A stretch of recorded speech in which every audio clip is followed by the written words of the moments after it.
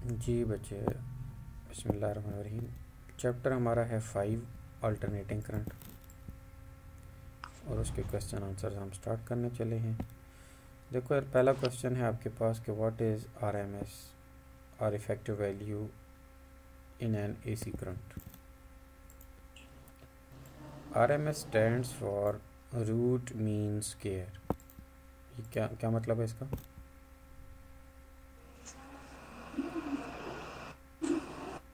Root mean square,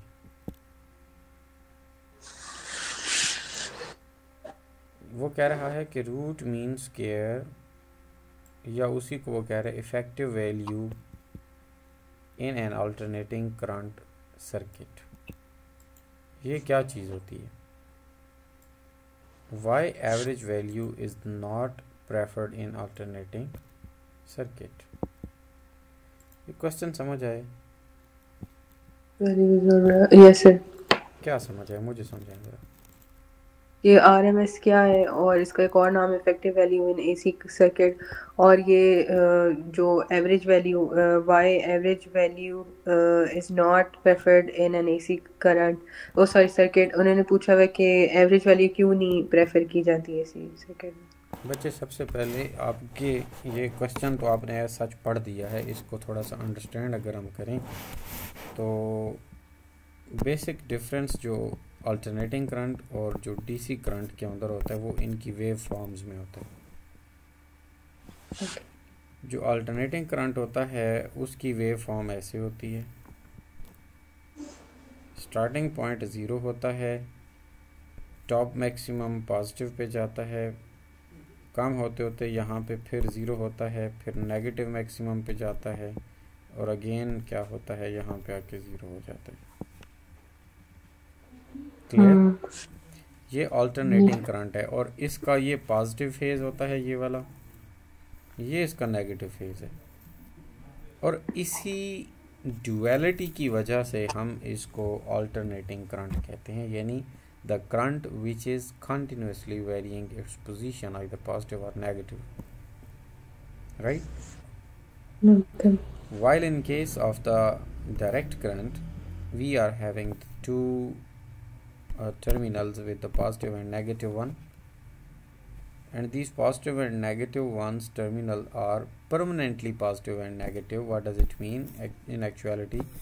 When we are going to attach a sort of bulb to these two terminals, so it is necessary the bulb is continuously connected to the positive terminal, would never act as a negative terminal. The reason behind the permanency in the terminality of positive or the negative, भाई इसके अंदर phase change ही नहीं होता, ये सिर्फ positive होता है, ये ऐसे इसकी वेव फॉर्मेशन होती है। Okay. कभी ये नेगेटिव साइड नहीं ट्रेंड करता। तो इसमें ये जो चेंज नहीं होता फिर भी इसमें से करंट गुजरता है और लाइट हो जाता है बंद। देखो, current is actually the electronic flow, याद रहे। ओके। इलेक्ट्रॉनिक फ्लो तो दो टर्मिनल के दरमियान अगर वोल्टेज का डिफरेंस एग्जिस्ट करता है तो करंट फ्लो करेगा, वो तो एक बेसिक चीज़ है। अब यहाँ क्या होता है कि यहाँ ये पॉइंट अल्टरनेटिंग करंट की अगर हम बात करें तो ये पहले ज़ीरो होता है डिफरेंस, फिर ये बढ़ते बढ़ते बढ़ते मैक्सिमम पॉजिटिव हो जाता है, और ये उस टाइम ज़ीरो होता है तो एक अच्छा खासा डिस्टेंस यानी डिफरेंस होता है। फिर ये डिफरेंस कम होकर ज़ीरो हो जाता है, पोटेंशियल डिफरेंस यहाँ, फिर ये बढ़ता है, नेगेटिव मैक्सिमम होता है, और एंड पे फिर ज़ीरो हो जाता है। अब ये अल्टरनेटिंग करंट की जब हम बात करते हैं तो current basically flow of electron है, फ्लो ऑफ इलेक्ट्रॉन। तो इसका मतलब ये हुआ कि डायरेक्ट करंट और अल्टरनेटिंग करंट दोनों ही करंट हैं, तो दोनों ही फ्लो ऑफ इलेक्ट्रॉन है ना, ऐसी बात। जब दोनों फ्लो ऑफ इलेक्ट्रॉन्स हैं तो ये जो अल्टरनेटिंग करंट है, इट मीन्स कि इलेक्ट्रॉन एक दफ़ा पॉजिटिव से नेगेटिव और फिर नेगेटिव वाला टर्मिनल पॉजिटिव और ये पॉजिटिव वाला नेगेटिव बन जाते होंगे। इसका मतलब ये भी है कि ये कभी इसका आधा हिस्सा जो पॉजिटिव था वो बाद में नेगेटिव, और जो आधा नेगेटिव था वो बाद में पॉजिटिव बन जाएगा। तो अल्टरनेट ये कर रहा है ना, शिफ्ट कर रहा है। जैसे मैं यूं कहूँ कि इस जगह पर देखिए आप, ये ऊपर हिस्सा पॉजिटिव है तो अब ये नीचे आ गया नेगेटिव है, तो अल्टरनेट हो गया ना। तो इसका मतलब क्या हुआ कि इलेक्ट्रॉनिक फ्लो रिवर्स हो जाता है। अगर इलेक्ट्रॉन यहाँ से यहाँ जा रहे हैं, थोड़ी देर के बाद वो वहाँ से वापस आएंगे। इसका मतलब ये तो जस्ट एक ब्लिंकिंग हो रही है, इलेक्ट्रॉन अपनी जगह पे ऊपर नीचे आगे पीछे हो रही है। जी सर। ये कंसेप्ट है अल्टरनेटिंग करंट का, दैट्स ऑल। और डीसी करंट का क्या है कि ये इस रुख पे जा रहे हैं तो ये ता क़यामत चलते रहेंगे जब तक इनको एनर्जी मिलती रहेगी। ओके। अब हम आते हैं क्वेश्चन की तरफ, दोबारा पढ़ते हैं। तो पहले तो आपको एसी सर्किट की समझ आ गई कि एसी सर्किट्स कौन से होते हैं। ऐसे सर्किट जिसमें अल्टरनेटिंग करंट, हाँ, जिसमें अल्टरनेटिंग करंट फ्लो करता है, हम अल्टरनेटिंग वोल्टेज अप्लाई करते हैं, ठीक है। एक सेकंड से, अल्टरनेटिंग करंट फ्लो। और सर दूसरी बात क्या कही थी आपने? अल्टरनेटिंग वोल्टेज या अल्टरनेटिंग करंट फ्लो करता है। ओके सर, आगे। अच्छा, अभी ये आधी बात हुई है, ये तो आपको पता चला एसी सर्किट्स का। जी। यानी एसी सर्किट भी मैं अगर सादे लफ्ज़ों में ये बना दूं कि यहाँ पे एक जी बल्ब हम लगा लेते हैं, ठीक है, और ये हमने वोल्टेज अप्लाई किया है, और एसी वोल्टेज के लिए ना ऐसे वेव बनी होगी जहाँ पे एसी वोल्ट होगा। इसका मतलब ये कभी ये वाली साइड पॉजिटिव, कभी ये नेगेटिव, कभी ये पॉजिटिव और ये नेगेटिव। ये वेव ऐसा बना हुआ है? हाँ, ये एक सर्कल है और इसके अंदर वेव बनी हुई है, किसका मतलब ये अल्टरनेटिंग करंट। ओके, वेव बनी है, ठीक है, समझ आ। ये है एसी सर्किट, ये है एसी सर्किट, ओके। हाँ ना, यानी कि जो एसी करंट को, अल्टरनेटिंग करंट को इंडिकेट कर रहा है। और इसी तरह कि आप अगर पॉजिटिव और नेगेटिव वाला बना लेते हैं तो फिर वो क्या होगा, वो होगा डीसी सर्किट, यानी डायरेक्ट करंट का, ठीक है। ओके, एक सेकेंड। डीसी में बच्चे मैंने ये नहीं कहा कि सिर्फ पॉजिटिव होता है, मैं कह रहा था कि वहाँ पे जो पॉजिटिव है वो पॉजिटिव रहेगा, जो नेगेटिव है वो नेगेटिव रहेगा, लेकिन कांस्टेंट रहेंगे, वेरी नहीं करेंगे। अच्छा, पॉजिटिव नेगेटिव फेज, अच्छा, उसमें ये मैं वेरिएशन नहीं निकाल। होगा।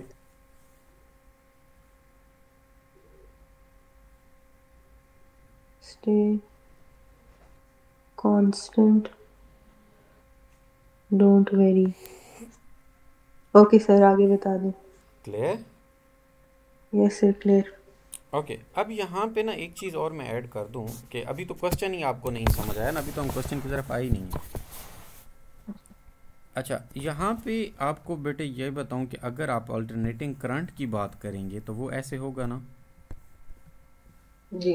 अल्टरनेटिंग वोल्टेज भी बिल्कुल ऐसे ही होगा, यानी कि वो कभी अल्टरनेटिंग वोल्टेज बढ़ेगा तो तभी करंट बढ़ेगा, अल्टरनेटिंग वोल्टेज कम होता जाएगा तो वो भी कम होता जाएगा, और फिर एक टाइम आएगा कि दोनों मतलब ज़ीरो पे पहुंच जाएंगे। इसका मतलब अल्टरनेटिंग करंट जो है वो अल्टरनेटिंग वोल्टेज की वजह से पैदा होता है। जी सर, ये जो जीरो है ये क्या इंडिकेट कर रहा था? किधर ज़ीरो? ज़ीरो का मतलब वो चीज़ की वैल्यू ज़ीरो हो गई है ना, उसका मतलब वो इस टाइम पे कोई वोल्टेज नहीं है, ज़ीरो। तो सर, अगर जीरो वोल्टेज है ओवरऑल, और ये चीज़ अगर हम सर्किट में अप्लाई करते हैं, तो सर अगर दोनों तरफ से जीरो जीरो आ रहा है, तो क्योंकि फिर एक नहीं फ्लो वेव करेगा ना, करंट नहीं फ्लो करेगा ना। तो सर फिर एसी में करंट फ्लो करवाने के लिए क्या कर सकते हैं? तो बेटा कुछ करें? देखिए ना, ये ज़ीरो से हम इसका साइकिल शुरू करते हैं, ज़ीरो से साइकिल शुरू होता है और बढ़ते बढ़ते बढ़ते ये मैक्सिमम तक जाता है, जिसको आप बोलते हैं ये 90 पे है, ठीक हाँ है। सर, वो ऊपर तो जाके अच्छा, पॉजिटिव आप सुनो, ये इनफैक्ट ये कहाँ ज़ीरो से क्या मतलब है और 90 का क्या मतलब है। अगर आपको पुरानी कहानी याद हो तो एक नॉर्थ पोल होता था, एक साउथ पोल होता था, और उसके बीच में हम एक कॉइल रखते थे। यस। और इसको हम अच्छा, वो शिफ्ट करते होते थे, फ्लिप करते होते थे, हाँ, फ्लिप करते थे, तो अब उनका एंगल चेंज हो रहा था ना कॉइल का। जी सर। तो उसकी वजह से इसमें जो लाइंस ये जा रही थी, ये नंबर ऑफ लाइन भी तो चेंज होती थी ना, फ्लक्स। जी। और उसकी वजह से करंट जो प्रोड्यूस होता था ये था एसी जनरेटर। अब ये जी बिजली अब ये अल्टरनेटिंग करंट की पैदा, यानी कि उसकी आप यूं कहें कि उसका स्टार्ट हो रहा है, उसकी जनरेशन शुरू हो रही है। तो जब उसका एंगल 0 से शुरू होकर 90 तक जाता है, बिल्कुल यूं सीधा खड़ी हो तब जाती है। एक जनरेट हो जाता है करंट हैं? सर, मतलब जब ये 0 से 90 तक जाता है तब एक तरफ से फ्लिप होके करंट जनरेट होता है, फिर वो यस, और दूसरी ये तरफ 90 तक चला जाके जाता है इधर, फिर ये वापस आता इसी है। तरह यस। 0 फिर नीचे से ऊपर तो इसका 90 मतलब फिर। उसको 360 का साइकिल कंप्लीट करना चाहिए ना। जी सर।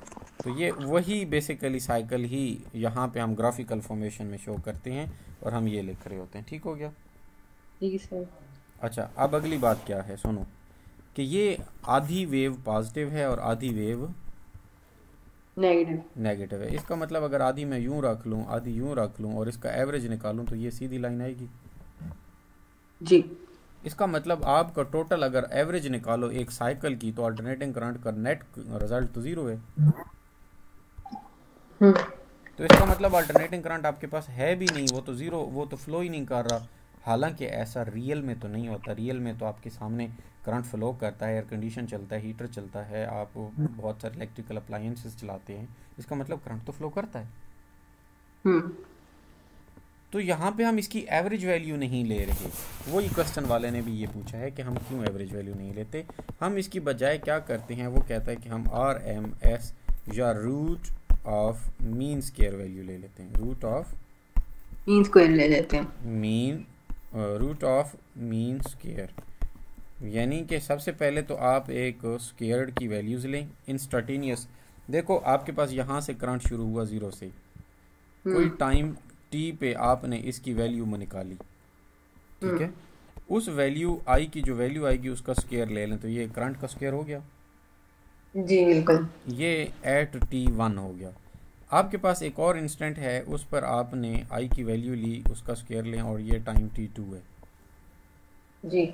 आपके पास इसी तरह टाइम t3 आएगा, t4 आएगा, जितने भी टाइम्स होंगे, तो आप करंट की वन वैल्यू उसका स्क्वायर, करंट की दूसरी वैल्यू उसका स्क्वायर, करंट की तीसरी वैल्यू उसका स्क्वायर, और इन सारों का आप मीन निकालें, डिवाइडेड बाय 3 कर लें। जी सर। ये मैं सिर्फ आपकी अंडरस्टैंडिंग के लिए ये स्टोरी लिख रहा हूँ। तो बेटा ये आपके पास आ जाएगा ना मीन, जी। मीन ऑफ आई स्क्वायर आ जाएगा ना। जी सर। आप उसका ले लें अंडर रूट। हम्म। उसके बाद जो आपके पास आर आएगा उसको हम लिखेंगे रूट मीन स्क्वायर, यानी स्क्वायर वालों का हमने रूट ले लिया ये। हम्म। तो ये वो वैल्यू करंट की होती है। अब ये वैल्यू अच्छा कभी सर, 0। ये जो अभी आपने मीन निकाला था, मीन का स्क्वायर लेके फिर उसको अंडर रूट में लगाया है? यार देखो ना, स्क्वायर पहले लिए हुए है ना, ओह अच्छा अच्छा, हाँ ठीक है, यस। स्क्वायर की वैल्यूज का हमने मीन ले लिया और उसको अंडर रूट में लगाया हमने, ठीक है, समझ आ गई। तो रूट मीन स्क्वायर हो गया। अब ये तो मैं उसकी टर्म को एक्सप्लेन कर रहा था अभी तक। Yes sir. अब रियल में देखो बेटा, इस रूट मीन स्क्वायर के लिए साइंसदानों ने एक इक्वेशन निकाली हुई है, ठीक है। तो उस इक्वेशन को वो कह रहा है कि हम पुट कर देते हैं। तो अभी हम ज़रा क्वेश्चन की तरफ चलते हैं, आपको क्वेश्चन की एक्चुअल फेस समझ आए कि क्वेश्चन में हो क्या रहा है, वो पूछ क्या रहा है लोग। वो कह रहे हैं कि what is root mean square और effective value in alternating current. अब रूट तो ये मीन्स, दोनों का एक ही जी दोनों जी, का एक ही एक ही मतलब नाम? होता है। अब ओके। जब हम रूट मीन स्क्वायर की बात करते हैं तो ये तो उसकी, यानी आप यूं कहें कि उसकी मैथमेटिकल इक्वेशन से निकली बात है ना रूट मीन स्क्वायर। जी। लेकिन उसकी इफेक्टिव वैल्यू से क्या मुराद है इन अल्टरनेटिंग करंट, एक तो ये, दूसरा why average value is not preferred in an alternating current. तो एवरेज वैल्यू 0 हो जाती है ना, अभी हमने थोड़ी देर पहले देखा। हाँ जी, तो उस वजह से वो प्रेफरेबल नहीं हाँ, होगी। वो नहीं होता, वो हमें कंप्लीट इन्फॉर्मेशन नहीं देती, या दूसरे लफ्ज़ों में उसके मुताबिक तो आपके पास नल मतलब इफेक्ट है। हाँ करंट नहीं हाँ होना चाहिए, लेकिन जी। ऐसा नहीं होता, इसलिए उससे बचने करंट के लिए। फ्लो। जी। अब हम इसका आंसर जो यहाँ से गिवन है मेरे पास, मैं वो आपको समझाता भी हूँ। The root mean square RMS और effective value of an alternating current. जब अल्टरनेटिंग करंट का हम RMS लेते हैं ना, रूट मीन स्क्वायर, तो बेटा ओके। ये उसकी वो वैल्यू होती है अगर हम कोई DC करंट ले लें, और वो DC करंट जब एक हीटर को गर्म करेगा तो जाहिर है उसको हीट में कन्वर्ट करेगा ना। जी सर।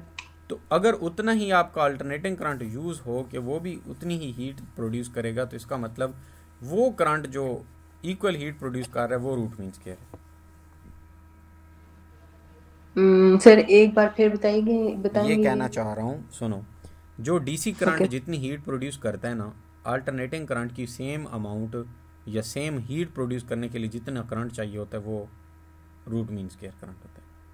सर डीसी जितनी हीट प्रोड्यूस करता है देखो मेरी बात उतना सुने, मेरी वो बात सुने, करंट प्रोड्यूस करवाना देखो है देखो एसी देखो, से। अगर आपके पास एक डीसी सोर्स है, बैटरी है, गाड़ी की बैटरी है, ओके आप सेल्फ स्टार्ट करते हैं ना, उसको इनिशियल वोल्टेज चाहिए ना 6 वोल्ट सपोज।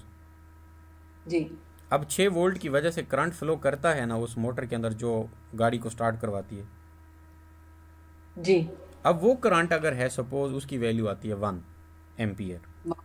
ओके अब अल्टरनेटिंग करंट का अगर आप लगाएं, आप बैटरी की बजाय आप गाड़ी की यानी कि मोटर को स्विच दे के आप अल्टरनेटिंग करंट पे लगा लें, ठीक है। और उसमें भी आपके पास हो सकता है उधर 1.5 एम्पियर चाहिए हो, आधा ज़ाया हो हम्म जाता हो, हम्म तो वो जो 1.5 अब इसकी वैल्यू चाहिए होगी ना, तो वो इसको हम कहेंगे कि वो इफेक्टिव यानी कि इक्वल प्रोड्यूस कर रहा है। इन अदर वर्ड, जो डायरेक्ट करंट आपका काम कर रहा था उतना ही एसी कर रहा है काम, लेकिन एसी की वैल्यू ऊपर नीचे हो सकती है। हम्म हम्म बात समझ आई ना? देखो ये इफेक्टिवनेस, हम उसकी आउटकम की बात करें, आउटकम सेम आनी चाहिए, तो एसी हो या डीसी हो, उसके लिए हम जब कहते हैं कि एसी की अमाउंट को कंसिडर करेंगे तो वो आ रहे हैं। दूसरे लफ्ज़ों में मैं ये भी कह सकता हूँ आसान अल्फाज में, ये मुझे थोड़ा आपने एक सेकंड इसको पढ़ देना। द रूट मीन स्क्वायर और effective value of non alternating current is equivalent to direct current that produces the same average power dissipation in a resistive load as the AC over one complete cycle। आगे से थोड़ी मुश्किल बात है, फिर समझ आ गई है कि यार देखो ना डायरेक्ट मैं करंट बताता हूँ। जितना हीट होगी उससे उसके इक्विवेलेंट जो हाँ अपना हाँ, देखो दो एसी। सोर्सेज हैं, एक एसी का है एक डीसी का सोर्स है, ठीक है? तो जिस डीसी पार्ट पे सोर्स से वो जो दोनों काम होता है इक्विवेलेंट ना, वही इक्वल हो जाए डायरेक्ट करंट के। अगर नहीं नहीं नहीं, जो डीसी जितना काम कर रहा है, जितना डीसी करंट के लिए 1 एम्पियर यूज़ हुआ किसी काम के लिए, हम्म तो अल्टरनेटिंग के जितने भी एम्पियर लग जाएं लेकिन उसी जितना काम होगा, तो फिर हम उसको कहेंगे, उस करंट को कहेंगे root mean square value of that current. Yes sir. और अगर वो वोल्टेज की बात करता है तो root mean square of that value of that voltage आ जाएगा। ओके तो उसकी ये इक्वेशन गिवन है, ये yes sir. I R M S is equal to I maximum over under root of 2। जी जो उसका वो लिया जाएगा और अगर फिर। वोल्टेज लेंगे तो उसी तरह वोल्टेज का root mean square value is equal to V max over, अब ये इसकी डेरिवेशन है, हम इसमें नहीं पढ़ रहे, हम डायरेक्ट बस कर रहे हैं, ठीक है? सर ये दोनों मेंशन करना है, वोल्टेज वाला भी करना है और सिंपल वाला भी करना देखो है। Root mean square is the broader term, it can be और एक्सप्लेन इन वोल्टेज टर्म्स की ऑफ द टर्म्स में वो करंट हाँ as well as in terms of the voltage. Yes sir. अच्छा, अब अगली बात वो कह रहे हैं कि आर एम एस को प्रेफर क्यों किया जाता है, यानी रूट मीन स्क्वायर को। तो AC wave form such as sine waves, यानी कि vary sinusoidally with time crossing the zero twice per cycle, ये बात ठीक है? AC waveform such as sine waves vary। AC यार waveform अबव एंड बिलो जा रही है ना, तो साइनोसाइडली तो हुई ना। सर वैसे बड़ी मुश्किल हाँ टर्मिनोलॉजी ना है। मेरा पुत्र, मैंने तो आपको कहा है कि आपको लग पता जाएगा कि पढ़ेंगे तो आप। AC waveform such as sinusoidal यार waves देखो ना, vary। ये देखो ज़रा इस पे आ जाओ, ये एसी की साइन वेव है, ये ऊपर से आके ये इस तरह घूम के जा रही है, जी ये एसी की साइन वेव ही है ना। हम्म तो अब ज़रा इसकी दोबारा लाइन पढ़ो कि AC wave form such as sine waves ना। साइन वेरी साइनोसाइडिकली, मतलब ये ऊपर नीचे होने का ऑल्टरनेशन का sinusoidally sinusoid sinusoidally with time, with time तो देखो ना, क्रॉसिंग जीरो। हाँ ठीक है। ये जीरो ज़ीरो टाइम था, ये टाइम कुछ हुआ, यहाँ कुछ और टाइम हुआ, यहाँ पे पूरे एक साइकिल का पूरा टाइम पीरियड कंप्लीट हुआ ना, 1 साइकिल। जी तो ये टाइम के साथ से वेरी कर रहा है, पहले कम से होते होते मैक्सिमम, फिर ज़ीरो, फिर कम, मैक्सिमम और फिर ज़ीरो। तो ये एक साइकिल यहाँ से लेके यहाँ तक आया तो 2 दफ़ा इसने ज़ीरो पे टच किया। हम्म। एक दफ़ा तो वो शुरू से था ही सही, इसके अलावा दो और एक दफ़ा बार हुआ। एंड पे, हाँ, हाँ, और बीच में। वैसे तो 3 टाइम्स हो रहा है ना ज़ीरो, तो हम्म। ज़ीरो तो शुरू से तो था ही सही, एक मिड में और एक एंड पे, 2 पॉइंट पे आया है एक साइकिल में। Yes, sir. Crossing zero twice per cycle, the average value of sinusoidal AC current or voltage over one complete cycle is zero because the positive and negatives halves cancel out. ठीक है. This makes the average value arithmetic mean meaningless for practical purposes like power wait up, calculation or अब यहाँ पे ना वो जो अगली line लिख रहा है कि this makes the average value arithmetic mean को मीनिंगलेस, से क्या मुराद है इस बात की? क्योंकि नल उसका जो रिजल्ट आ रहा हाँ, है, नल रिजल्ट आ रहा है तो उसका मतलब तो उसका कोई इफेक्ट नहीं होना चाहिए, लेकिन एक्चुअलिटी में तो ऐसा नहीं होता। इस वजह से RMS हम प्रेफर कर लेते हाँ, हैं। ताकि और हमारे, जी, for practical purposes like power calculation or device operation, as it does not reflect the actual energy transfer or heating effect. Sir समझ आ गया, नेक्स्ट क्वेश्चन भी चलते हैं। अच्छा ठीक है, अगले क्वेश्चन पे चलते हैं कि what is the power dissipation value in the capacitor and inductor in AC circuits. हाँ जी बेटे, कोई समझ आया? एक सेकंड से मैं टू मेंशन कर दूं। अच्छा, व्हाट इज RLC सीरीज नहीं नहीं, व्हाट इज़ रेजोनेंस। पावर, ऊपर ऊपर ऊपर, what is power oh, dissipation. अच्छा एक second. What is power dissipation value in a capacitor and inductor in AC circuit? Sir power dissipation तो वो हीट हो गया ना, तो उसकी क्या वैल्यू होगी कैपेसिटर में और इंडक्टर, और ये एसी सर्किट के हिसाब से बताना है, डीसी के हिसाब से नहीं बताना। ये तो सर अब आप ही बताएंगे क्वेश्चन। हाँ, अब मुझे ना तो ये ये तो आपने सीधा सीधा क्वेश्चन मतलब पढ़ दिया। क्या पहले हुआ तो सर? मतलब आपने बेटे सीधे सीधी लाइंस पढ़ दी ना। जी सर, मुझे सीधी सीधी अभी समझ आएगी। हाँ ना, वही तो बता रहा हूँ कि अब हम ज़रा क्वेश्चन को ना डीप डाइव करके ये समझें तो सही कि ये है क्या चीज़। इंडक्टर का यस। नाम पता है क्या होता जी सर। है? क्या होता है इंडक्टर, बताएं जी। सर जो इंडक्शन कराता है। वेरी गुड, छोड़ दिया है ना। ओके, और क्या होता है? सर बस यही होता है। अच्छा, कैपेसिटर क्या होता है? सर इसका कोई कैपेसिटेंस से ताल्लुक है, मुझे नहीं याद क्या होता है हाँ कैपेसिटेंस। शाबाश, लगाओ तुक्के, शाबाश, कुछ तो होगा, सी से शुरू और ये कैपेसिटेंस भी और ये भी तो। सर मुझे बस इतना ही पता है, आप बताइए। ओके, कोई बात नहीं। ये आप दोबारा लेक्चर सुनेंगे तो आप हंसेंगे खुद पे थोड़ा सा। नहीं सर, ये मैंने दोबारा सुनना है, अभी तो मैं रफ में बस आपका जो वो इम्पोर्टेंट चीज़ है वो लिखनी होगी, तो याद भी ठीक है, करूंगी मैं। अब सुनो बेटे, सुनो सुनो सुनो। Yes sir. कैपेसिटर और इंडक्टर ये एनर्जी को स्टोर करते हैं, ओके। इनका बेसिक पर्पस ये है। हम्म। ठीक है, अब ये 3 चीज़ें होती हैं जब भी हम किसी भी इलेक्ट्रिक सर्किट की बात करते हैं ना। हम्म। Electric okay. सर्किट, ये इलेक्ट्रिक सर्किट है और ये उसके अंदर एक तो बैटरी लगी हुई है। हम्म। अब बैटरी और ये लगे बल्ब के अलावा इस सर्किट के अंदर एक रजिस्टर हो सकती है, और ठीक है। जी सर। अभी अगर आप गौर करें तो मैंने यहाँ पे पॉजिटिव नेगेटिव के साथ इधर डायरेक्ट करंट लगाया हुआ है। इस जगह पर वोल्टेज का सोर्स आप अल्टरनेटिंग भी लगा सकते हैं, लाइक इस तरह वाला। हम्म।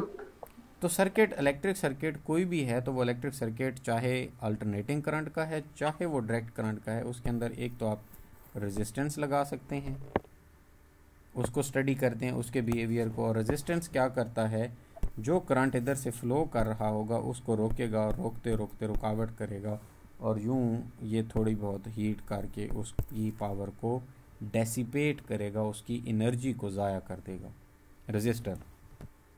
सर वैसे ये एनर्जी को क्यों ज़ाया करेगा? क्योंकि यार ये रास्ते को तंग कर देता है। जैसे 10 लोग जा रहे हों एक छोटी सी तंग गली में और दरमियान में ईंटें गिर पड़ें तो वो मुश्किल से जाएंगे ना, उनकी एनर्जी डाउन हो जाएगी। पर सर ये मुश्किल क्यों क्रिएट करता है? क्योंकि इसके एटम्स जो है वो वाइब्रेट करते हैं और वो इलेक्ट्रॉन्स के फ्लो को रास्ते में रुकावट देते हैं। सर फिर सर्किट में इसका क्या फ़ायदा होता है? यार सर्किट में जहाँ पे आपको कम करंट चाहिए होगा वहाँ पे हम इसको लगाएंगे तो ज़्यादा सारा करंट नहीं जाएगा, कम इलेक्ट्रॉन जाएंगे तो फ़ायदा हुआ ना।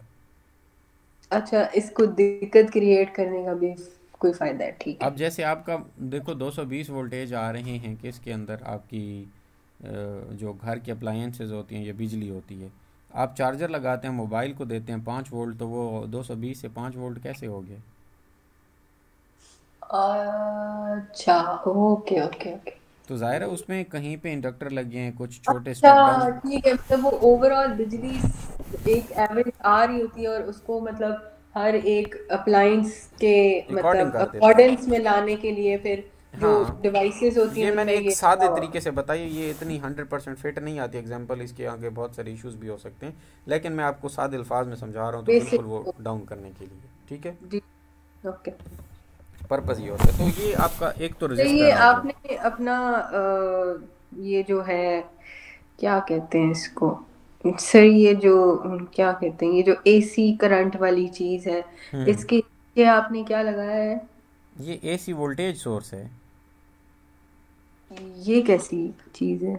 यार जैसे अब आपके घर में जो बिजली आ रही है तो वो अल्टरनेटिंग करंट का सोर्स है ना।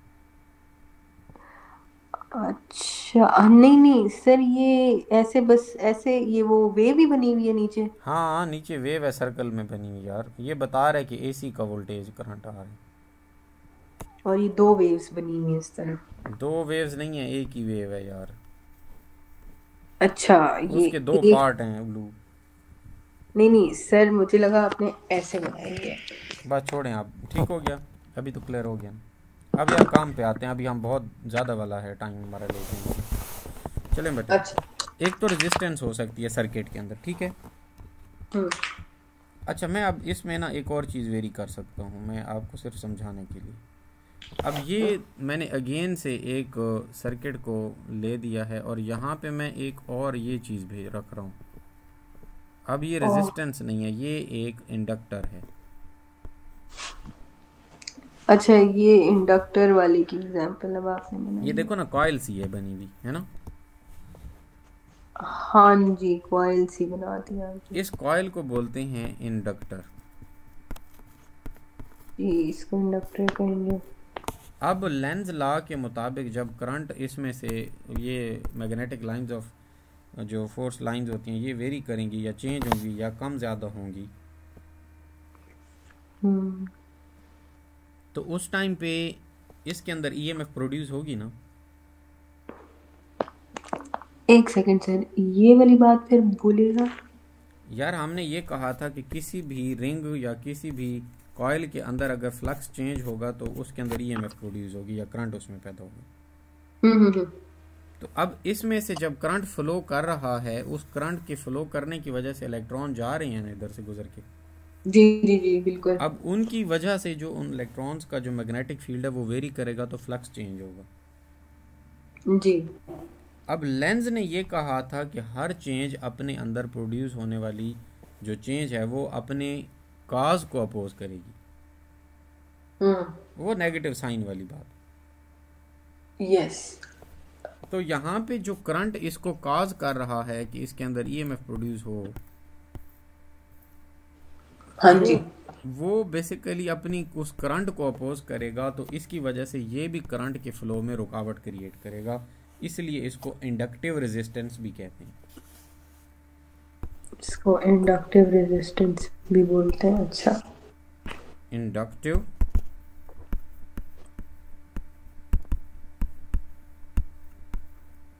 इंडक्टिव रेजिस्टेंस, ठीक है। हम्म। सर, इसका काम तकरीबन रेजिस्टर वाला ही है ना? रजिस्टर वाले, अब मैं आपको एक बात बताने लगूँ, यहाँ पे एक गैप है, एक एक चीज़ है, समझो ज़रा। तो डिफरेंस कहाँ से आया इसमें? यस, बिल्कुल ठीक है, अच्छा क्वेश्चन है। अगर यहाँ पे मैं डायरेक्ट करंट का वोल्टेज का ये लगाता हूँ पॉजिटिव और नेगेटिव वाला, ओके सर, अच्छा हाँ ठीक है। तो फिर करंट सीधा सीधा भाई इधर पॉजिटिव से चलेगा, इधर से होता हुआ करंट की वैल्यू तो चेंज ही नहीं हो रही, वो बस इधर से घूमता हुआ एक टेढ़े रास्ते से फिर वापस होके आराम से आ जाएगा।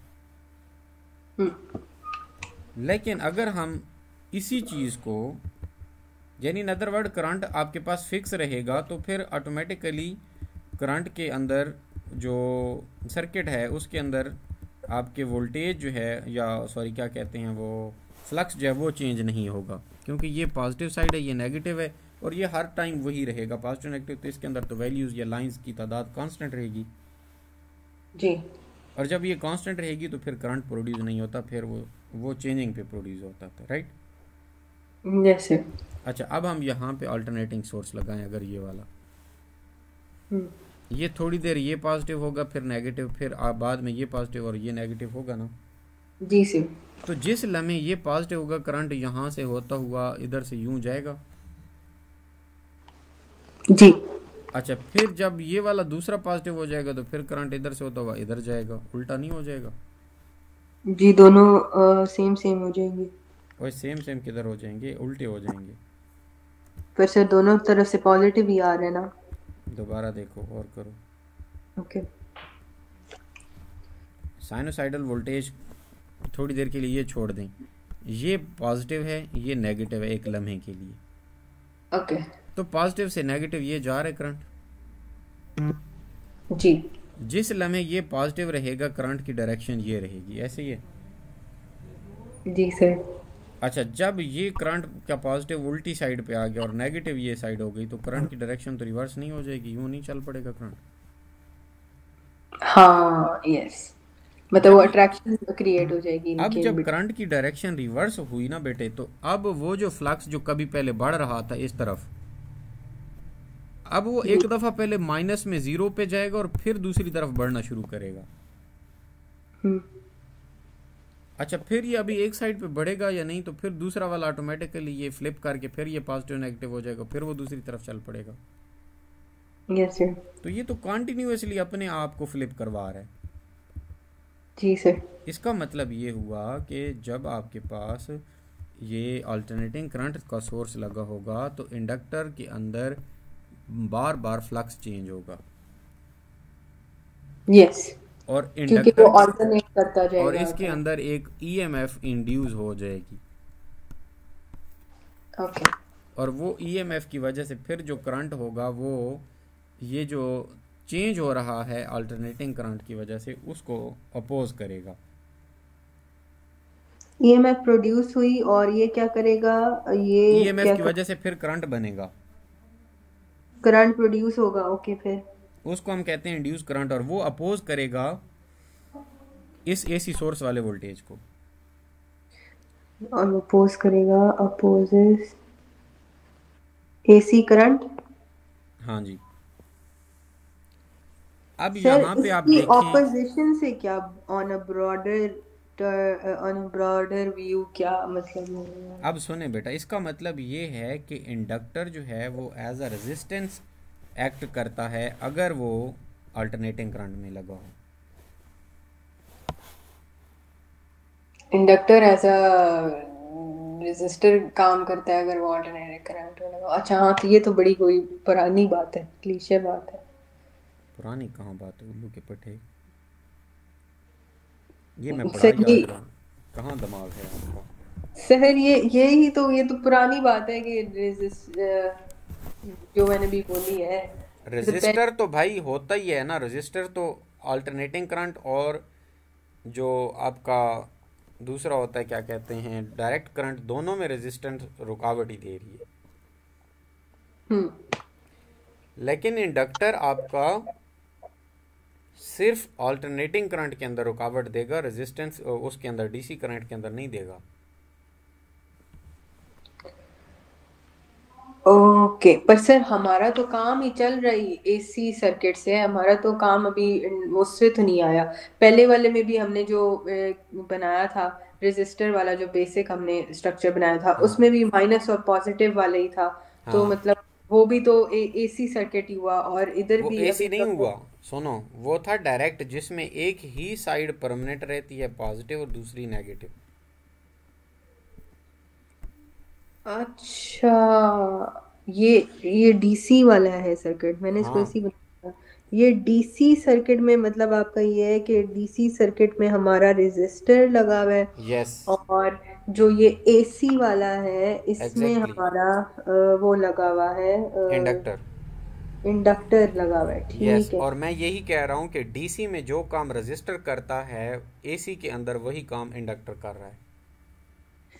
अच्छा, ओके, इसके ये ऊपर अब क्लीशे रजिस्टर भी है, लगी है। जी ये आप क्या कह रहे थे, क्लीशे है पता नहीं। सर, मुझे लगा कि दोनों में ना, मतलब दोनों एसी सर्किट्स ही हैं, और नो, मतलब एसी सर्किट में पहले आपने रेजिस्टर के स्टैंड से बताया है और फिर आपने इंडक्टर के स्टैंड से बताया, तभी मैं आपसे वो बीच में मैंने सवाल ना ना पूछा ना था ना ना। फिर इन दोनों में डिफरेंस क्या है, तो डिफरेंस ये था कि वो अच्छा, मतलब अब एक पहला और चीज़ भी होती वाला। है, अब एक और चीज़ भी होती है, सुनो ज़रा। तीसरी चीज़ जो हम सर्किट के अंदर लगाते हैं ना, ये वही बल्ब लगा हुआ है। फिर अब ये कैपेसिटर वाला आप बताने वाले हैं यस, या कुछ और? हाँ कैपेसिटर का बताने लगा। अच्छा, फिर कैपेसिटर, एक सेकंड, कप इंडक्शन इधर आ गया सर। ये जो डीसी सर्किट है ये कैपेसिटर में तो नहीं फॉल करेगा ना, ये तो एक्स्ट्रा सा आपने बताया है। अब सुनो तो सही, ये अगर हम सर नहीं, डीसी या लगा फिर लें, नहीं नहीं सर, ये मेरी ये जवाब दे देना ताकि मैं इसको इंसर्कल सा कर दूं कि ये अलग चीज आपने कैपेसिटर बताई है। दोनों में अलग बिहेव करता है यार, यही तो कह रहा हूँ, इसका अनोखा केस है ना। अच्छा अच्छा, एक सेकंड।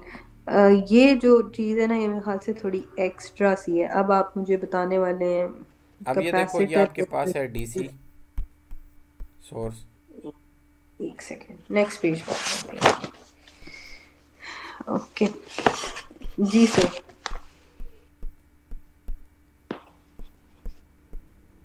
अब ये कैपेसिटर सपोज ये लगा हुआ है आपके पास, ठीक है। ये कितना अजीब सा है। अच्छा। कैपेसिटर की जब दो पैरेलल बराबर प्लेटें बनाएंगे तो वो कैपेसिटर को शो करेगा। इधर मैंने डीसी वाली जगह पर एक बड़ी बनाई, एक छोटी बनाई। इसका मतलब एक साइड पोटेंशियल ज़्यादा है, दूसरी साइड कम है। हम्म। तो ये डीसी का सोर्स है, यहाँ से करंट निकलेगा, करते करते करते इधर आ जाएगा। ओके।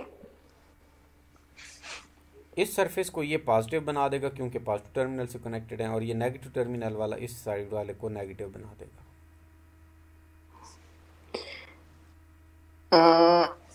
एक सेकंड सर, जरा एक सेकंड दिएगा। सर, ये भी दो लाइनें ही हैं और इक्वल लाइंस हैं। और ये दिखने में लाइंस हैं, लेकिन ये एक्चुअल में दो मेटल की छोटी छोटी पतरियाँ होती हैं। और सर, एक तरफ सारा नेगेटिव है और एक तरफ सारा पॉजिटिव है। हाँ जाहिर है, जो नेगेटिव से जुड़ेगी पतरी वो नेगेटिव हो जाएगी, जो पतरी पॉजिटिव सारी लाइन से जुड़ेगी वो पॉजिटिव हो जाएगी। ओके, और नीचे हमारा आ गया डीसी सर्किट है। हाँ ठीक है डीसी सर, सोर्स। अब अब अगली बात क्या है यार, ये अगर इसके पास हैं 10 वोल्ट का, यानी कि डिफरेंस है इसके पास, ओके। इसका मतलब 10 चार्जेस इधर पॉजिटिव आएंगे और इधर 10 नेगेटिव आएंगे। अच्छा, यहाँ ये पे मैं जनरल 10। ऐसे बता रहा हूँ कि अगर 10 वोल्ट हो सपोज के 1 वोल्ट से 1 चार्ज आ रहा है, तो इधर इसके पॉजिटिव 10 होंगे और 10 नेगेटिव होंगे ना। और सर, ये आपने बस 10 लिखा है या आपने ये वो ग्रेटर देन का साइन कोई लगाया है, या बस 10 लिखा है? हेलो। यार, यार 10 ही लिखा है, ग्रेटर देन का साइन किधर है। अच्छा, ऐसे लग रहे। अच्छा ठीक है सर, फिर। अच्छा, अब ये पॉजिटिव साइड पे जो है ना वो पॉजिटिव 10 आ जाएगा और दूसरी साइड पे नेगेटिव 10 है, ठीक है। जी सर। जब इसकी वोल्टेज की कैपेसिटी ही 10 थी तो ये कभी भी 11 नहीं होगा पॉजिटिव। इक्वल इक्वल दोनों तरफ। हाँ दोनों तरफ इक्वल होंगे, और एक और बात भी है कि ये एक दफ़ा जब 10 तक पहुंच जाएंगे तो मज़ीद कभी ना 11 12 13 14 मज़ीद चेंज नहीं होंगे, ना ही ये वापस ज़ीरो पे आएंगे। बस 10 है तो 10 ही रहेंगे। हाँ, और आपने जैसे अगर एक दफ़ा डीसी सोर्स से इसको लगाया और कैपेसिटर को आप इस जगह से निकाल लें ना बिल्कुल सर्किट से, हम्म तो इसकी एक साइड फिर भी 10 पॉजिटिव और एक साइड फिर भी 10 नेगेटिव है। उसको रिमूव करने के बाद। हाँ, रिमूव करने के बाद उसके ऊपर चार्ज स्टोर हो गया है ना, अब वो चार्ज रहेगा उस पर, ठीक है। Yes sir. अब अगर इसको किसी एक बल्ब से कनेक्ट कर लें ठीक है सर, कर लिया। तो एक लम्हे के अंदर ये सारे का सारा चार्ज ट्रांसफर करेगा, ओके। और ये फिर बिल्कुल एक विद इन 1 सेकेंड एक छोटी सी फ्लैश देगा, और यही फ्लैश वाला इफेक्ट जो है बेसिकली कैमरे के अंदर, डीएसएलआर के अंदर ये कैपेसिटर लगा होता है जो इसकी फ्लैशिंग करवाता है। Okay okay okay. फिर अच्छा, अब यहाँ पे तो आ गया डीसी का काम, जब हम डीसी में कैपेसिटर लगाते हैं, ठीक है। Yes sir. अगर मैं यहाँ पे अल्टरनेटिंग करंट ले लूँ, ये वाला, ये थोड़ी देर ये पॉजिटिव ये नेगेटिव, फिर ये पॉजिटिव ये नेगेटिव, ओके। और फिर मैं जनाब उसी तरह दो पैरेलल लाइंस लगा देता हूँ, ये और ये इधर बल्ब भी लगा हुआ है सपोज, ठीक है। ये इधर आपके पास वो एसी सोर्स है, ठीक है। यस। एक साइड पे ये पॉजिटिव और नेगेटिव है, तो जिस लम्हे ये पॉजिटिव होगा उस लम्हे ये प्लेट पॉजिटिव और ये नेगेटिव। अच्छा। थोड़ी ही देर के बाद जैसे ही ये नेगेटिव होगी तो ये प्लेट नेगेटिव होना शुरू हो जाएगी और ये पॉजिटिव। Yes sir. ये बात ठीक है ना? बिल्कुल सही है सर ये बात। एक अच्छा, फिर ये सेकंड। थोड़ी देर बाद ये पॉजिटिव होगा तो ये फिर पॉजिटिव होना शुरू हो जाएगी और ये फिर नेगेटिव। जी सर बिल्कुल। इसका मतलब ये हुआ कि ये कॉन्टिन्यूसली चार्ज और डिस्चार्ज ऑल्टरनेट। होता रहेगा एसी के अंदर। ओके। इसका मतलब ये हुआ कि कैपेसिटर कॉन्टिन्यूसली चार्ज और डिस्चार्ज होता रहेगा अल्टरनेटिंग करंट के अंदर, सर्किट के अंदर। बात समझ आई? जी सर समझ आ गई है। मैं इसको यहाँ पे लिख लेती हूँ। अब इसको कहते हैं कि चार्ज की स्टोरेज या एनर्जी की स्टोरेज करता है कौन जी? Alternating current, oh sorry capacitor. Charge, it will get charged and discharged alternatingly. Continuously charge और डिस्चार्ज, अल्टरनेटिंगली भी कह लें, कोई इशू नहीं। ओके सर लिख लिया ये। अच्छा, अब एक और बात सुने बेटे, अब यहाँ पे आते हैं ज़रा क्वेश्चन पे। क्वेश्चन वाला क्या कह रहे हैं? ओके क्या कहता है? What is power dissipation? Power की डेसिपेशन क्या होती है, उसकी value in a capacitor and inductor. Capacitor और इंडक्टर का भी पता लग गया और एसी सर्किट्स का भी पता लग गया आपको, ठीक है। यानी what is power dissipation, value, यानी कि पावर की डेसिपेशन या पावर के ज़ाया होने की क्या वैल्यू है कैपेसिटर और इंडक्टर में जब हम एसी सर्किट में उसको लगाते हैं। डीसी की उसकी बात नहीं की है। तो वो कह रहा है कि पावर बिल्कुल भी ज़ाया नहीं होती कैपेसिटर में भी और इंडक्टर में भी। इसकी एक रीज़न है।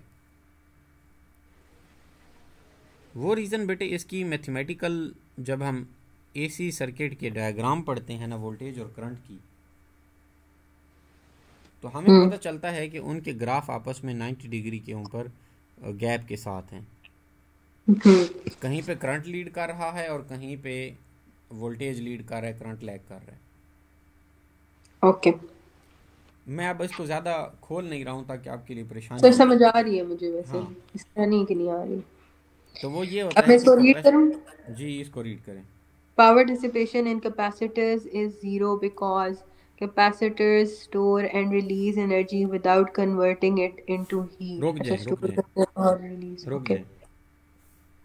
अब मुझे सब बताएं समझ ज़रा। आ गई, समझ आ गई। हाँ, ये कंटिन्यूसली चार्ज और स्टोर भी डिस्चार्ज। कर रहे हैं और रिलीज कर रहे हैं पर उसको कन्वर्ट नहीं कर रहे। हाँ, तो उसमें हीट में क्यों कन्वर्ट करेगा? क्योंकि वो को रोक तो नहीं क्योंकि रहा तभी चार्जेस को। पावर डेसिपेशन जीरो आ रही है हाँ ना, जी, क्योंकि हीट में ही नहीं कन्वर्जन हो रही, उसकी ओके, स्टोरेज हो रही है और बस रिलीज सही हो है। रहा अगली लाइन भी है। लिख लेना। The current and voltage are out of phase by 90, मतलब कभी ये ऊपर हो रहा होगा कभी वो नीचे हो रहा होगा, तो आउट ऑफ फेज है, resulting in no net power transfer. तो कोई पावर ट्रांसफर ही नहीं हो रहा, तो मतलब क्योंकि रिलीज और स्टोरेज हो रहा है ना। हाँ, तो इसका मतलब ये होगा कि डेसिपेशन नहीं होगी ना, पावर एक्सचेंज नहीं हो रहा, हाँ, एक्सचेंज ज़ाया नहीं नहीं हो। होगी पावर। Okay. So inductors में similarly inductors do not dissipate power because they store energy in their magnetic field and return, अच्छा magnetic field में store करते हैं and return it to the circuit और return वापस कर देते हैं। The voltage and current are also 90 out of phase। ठीक है। अब यहाँ पे समझा ना जो इंडक्टर था ना वो स्प्रिंग की तरह मैंने बनाया था, कॉइल की तरह।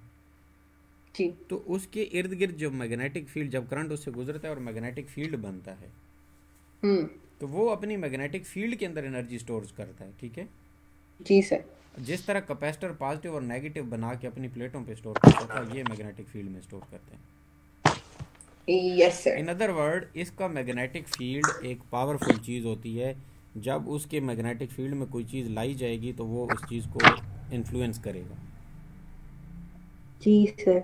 लिहाजा दोनों केस में एनर्जी स्टोर हो रही थी, ज़ाया नहीं हो रही थी। Yes sir.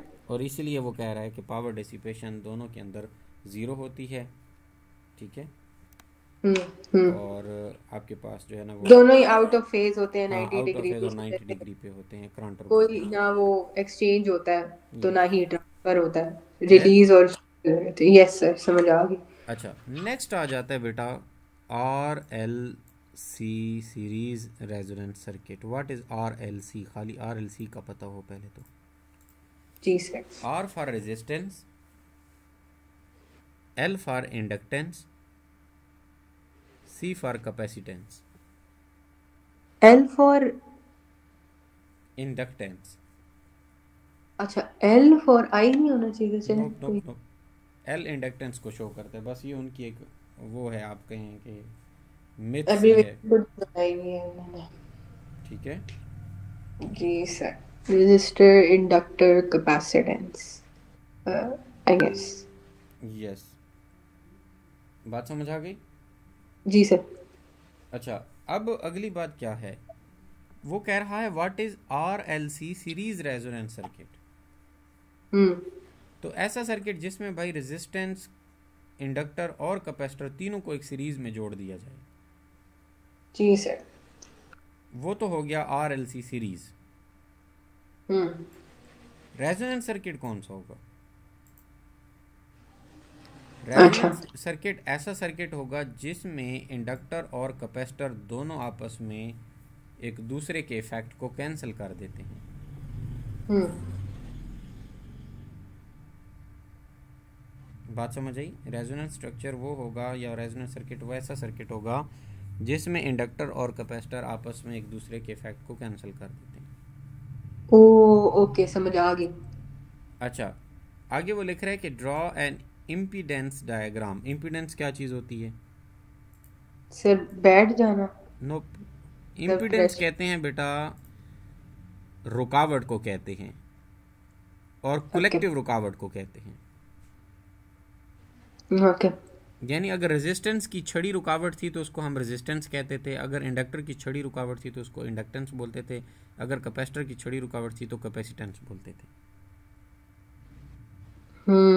या दूसरे, सॉरी, उनकी पावर थी, और इंडक्टिव रिएक्टेंस उनको बोलते थे, इंडक्टिव कैपेसिटेंस बोलते थे। यानी इन अदर वर्ड, जब इंडिविजुअल चीज़ थी तो हम एक और नाम देते थे, जब तीनों चीज़ें एक साथ लग जाएंगी तो फिर एक सर्किट के अंदर करंट की फ्लो में रुकावट आएगी तो उसको इम्पीडेंस बोलेंगे।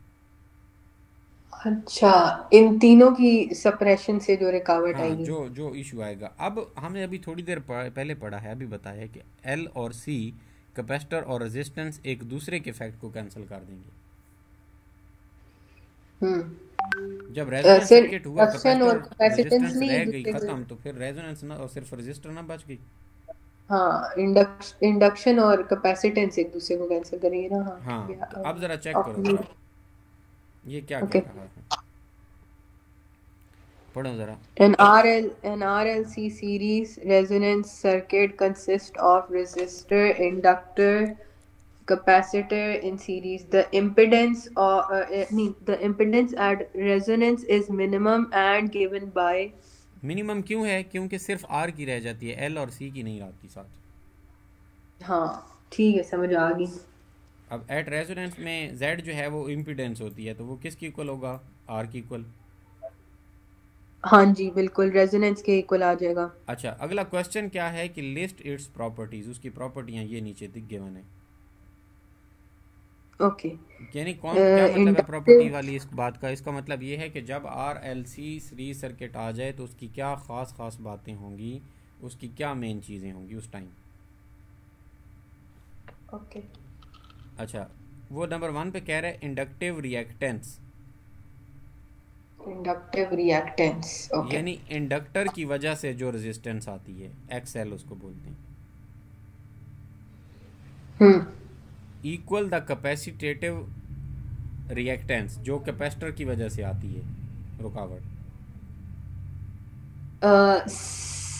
सर ये अगर मतलब याद रखने ये जो हाँ एक्स हाँ हाँ हाँ, और इसी एल तरह है, बिल्कुल लाजमी घोल के पी जाओ। ये नहीं कर सकते दी इंडक्टिव रिएक्टेंस इक्वल्स दी कैपेसिटेटिव रिएक्टेंस, यूं नहीं कर सकते, ये जरूरी याद करने एक्स एल और एक्स सी। बेटा वो अगर आप याद नहीं करोगे तो फिर कैसे आगे कंटिन्यू करोगे? आप खाली वो वर्ड तो याद कर लें, लेकिन आपको कहीं हम्म। जो उसने खाली दे दिया हो कि x L equal x C at what condition, तो आपको क्यों तो नहीं फिर पता? हमें जी वो याद नहीं रहे, एट जी वाली वो जो है तो चीज बेहतर यही है इज याद कर लें, टू तो ये आर। दोनों इस पे बराबर होते ठीक हैं, है, बात नहीं समझ फिर गए? वो मैं याद कर, कोई मसला नहीं, तीन ही तो सवाल है। जी जी। फिर the impedance Z becomes purely resistive, इसका मतलब सिर्फ जी रेजिस्टेंस इज की रह स्टार। जाएगी।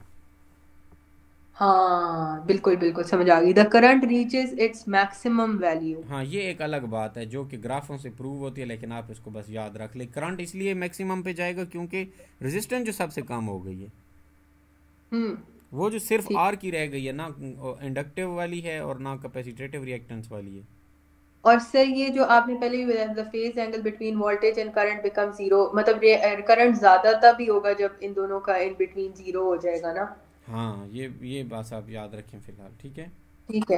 Impedance diagram, the total impedance Z is equals to R plus J, ये जे क्या है, खैर X L minus X C at, sir ये वैसे बंदा ना करे, ये आखिरी वाली लाइन ना करे बंदा। इस जे नहीं यहाँ है, तक सही है ये आई होता है, बेसिकली आई है करंट को जाहिर कर रहा है।